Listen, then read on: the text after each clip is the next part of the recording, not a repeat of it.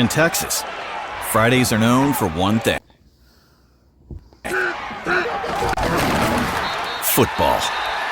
High school football just seems to bring people together. That's why McDonald's celebrates that spirit with our $7.52 hot and spicy McChicken sandwiches and our $9.50 20-piece chicken McNuggets bundles. Both include a basket of fries.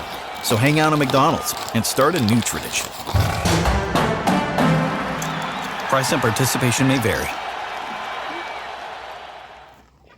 You thought you could kill Charlie Kirk? You have made him immortal. You have immortalized Charlie Kirk. And now millions will carry on his legacy. Tens of thousands of people attended a memorial for Charlie Kirk. That's where we're starting the 7 from the Washington Post. I'm Hannah Jewell. It's Monday, September 22nd. Let's get you caught up with today's 7 stories. In an Arizona stadium yesterday, people gathered to remember the conservative activist Charlie Kirk, who was shot dead earlier this month. The 5-hour event blended religious fervor with militant politics. Several top Trump officials spoke. That includes White House Deputy Chief of Staff Stephen Miller, who you heard at the top of the show. Kirk's widow, Erica, has taken over leadership of her late husband's organization, Turning Point USA. She spoke at the memorial and said she forgave the man who was accused of shooting her husband. The answer to hate is not hate. The answer we know from the gospel is love, and always love. Love for our enemies and love for those who persecute us. President Trump followed her on stage. He called Kirk a martyr and took a very different tone. He did not hate his opponents. He wanted the best for them. That's where I disagreed with Charlie. I hate my opponent, and I don't want the best for them. I'm sorry. I am sorry, Erica. Kirk's killing has galvanized and united the conservative movement in a singular way. It has drawn vows from Trump and his top officials to punish opponents who disparage him. And since Kirk was killed, Turning Point USA says it has received thousands of inquiries into creating new college and high school chapters of the organization. Number 2. Trump demanded his attorney general prosecute his political foes.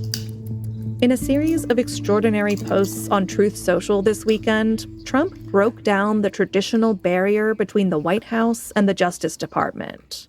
He demanded that Attorney General Pam Bondi move swiftly to prosecute New York Attorney General Letitia James, former FBI Director James Comey, and Senator Adam Schiff of California. The messages came after Trump forced out a U.S. attorney in Virginia who declined to pursue charges against James and Comey. Former Justice Department officials told the Post they were stunned by Trump's increasing interference with the jobs of prosecutors.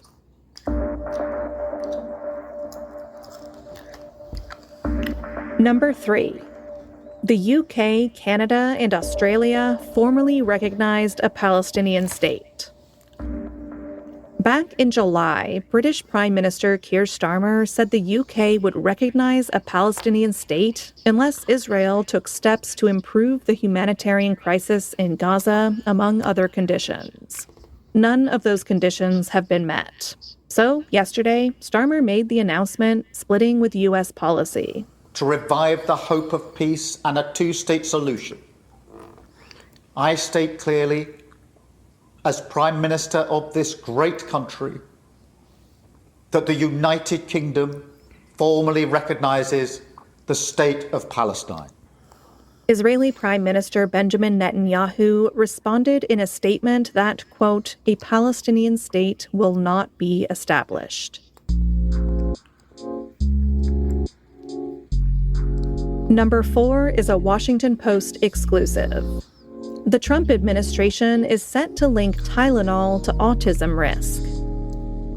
At a White House news conference today, federal health officials are expected to raise concerns about pregnant women's use of acetaminophen. That's the active ingredient in Tylenol, and one of the world's most widely used medications. Officials have been reviewing previous research that suggests a possible link between Tylenol use early on in pregnancy and an increased risk of autism in children. And they plan to warn pregnant women against using Tylenol early on unless they have a fever. But leading medical groups have agreed that acetaminophen is a safe pain reliever to use during pregnancy.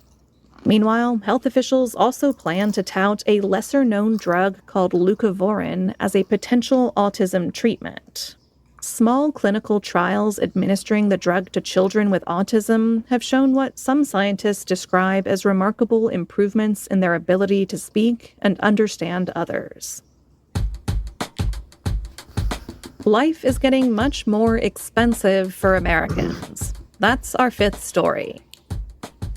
Inflation rates are lower than they have been in recent years, but it's rough out there, and Americans are still feeling the pinch. That's because key monthly costs for most Americans, like housing, healthcare, food, and utility prices, are actually outpacing inflation in the U.S.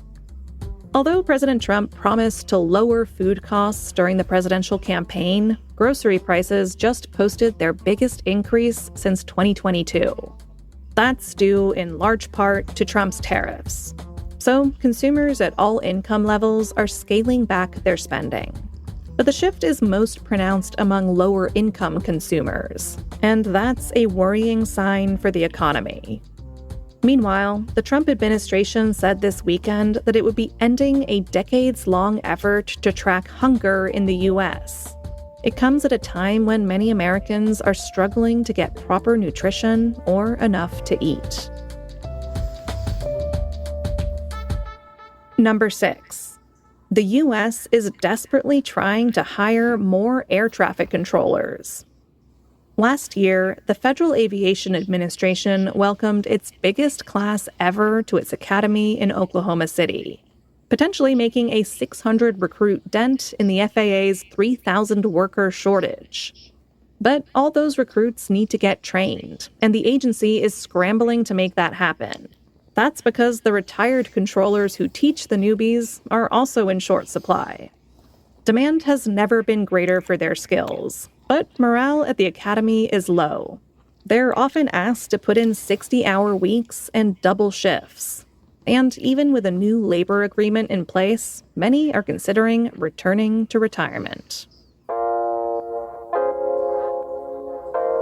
And at number 7, a toy company is outperforming top tech firms on the stock market.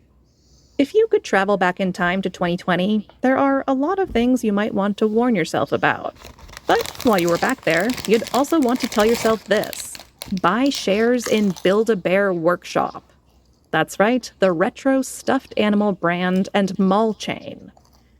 In the past 5 years, the stock price for these bears has eclipsed the trajectories of NVIDIA, Palantir, Microsoft, and Oracle. It's in the top 20 market gainers during that period, soaring from $1 a share in 2020 to $73. But why? According to one toy expert, the resilience can largely be credited to its unique in-store experience. Nostalgic parents and kid adults, those who refuse to grow up, have also helped boost the brand. So, in light of all the gloomy news I brought you earlier in the podcast, perhaps the U.S. economy is being held together after all by a customizable teddy bear.